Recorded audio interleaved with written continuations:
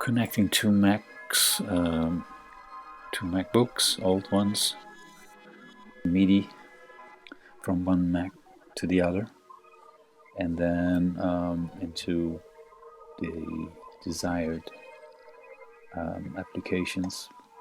How do you do this? How do you make a connection? So I came up with Ethernet to Thunderbolt. You need a few things. You need a MidiMonitor in the end. You have your PatchBay, you need your PatchBay, and you need the audio MidiSetup. And then in the window you choose show the MIDI studio. Well, there it is. And then you have a thing called network. You double click on that one, and you make a session, and it shows up who's there, and then you say okay, connect. I was refused connection a lot. That is because it was only computers in my directory was on. So then I put it on anyone, and then lo and behold, there was no refusal anymore. Then you need MidiPatchbay to make a patch, and you want to have incoming from the network session, which the other PC is sending from Mac. Well, Mac is a PC. Yeah. Yes. So the input comes from session 1, and you direct it to whatever you want. So, okay, MIDI Studio. You make the network connection.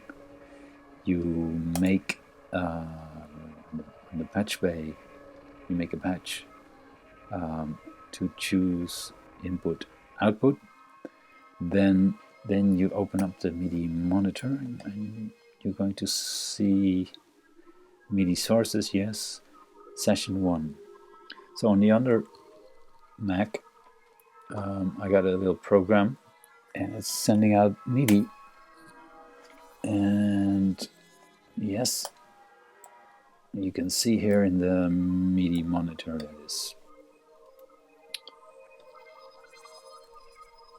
You do the same at the other side.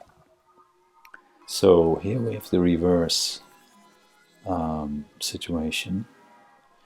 This PC is going to send so input for this side is the MIDI producing app to the network session.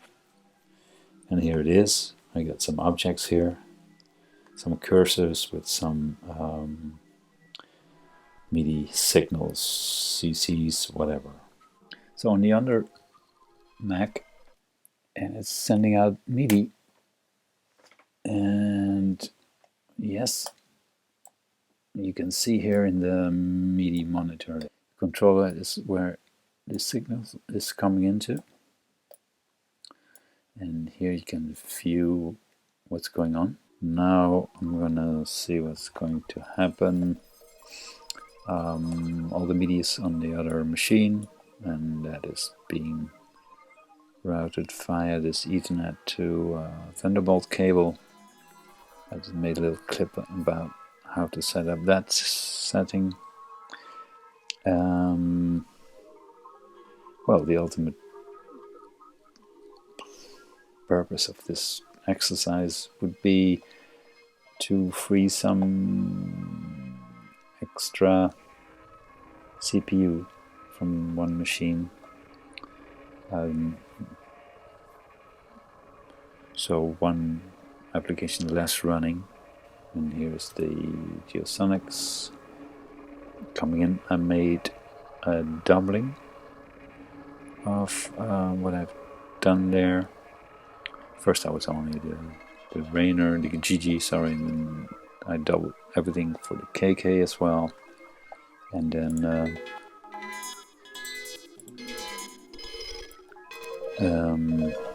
just to study also what the big differences is.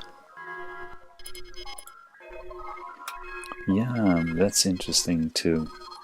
I was really struggling with, especially for the GG Rainer, having the length get going.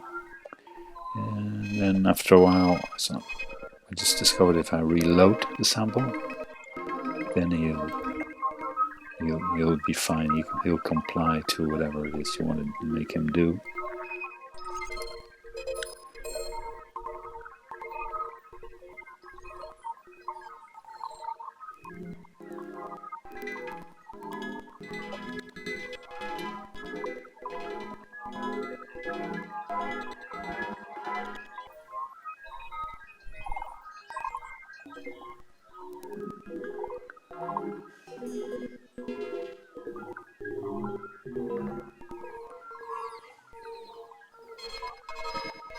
Right, so far it's working fine.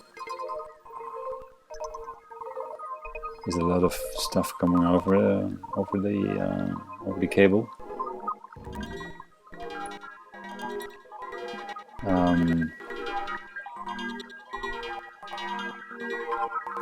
But so far it's. I stopped it.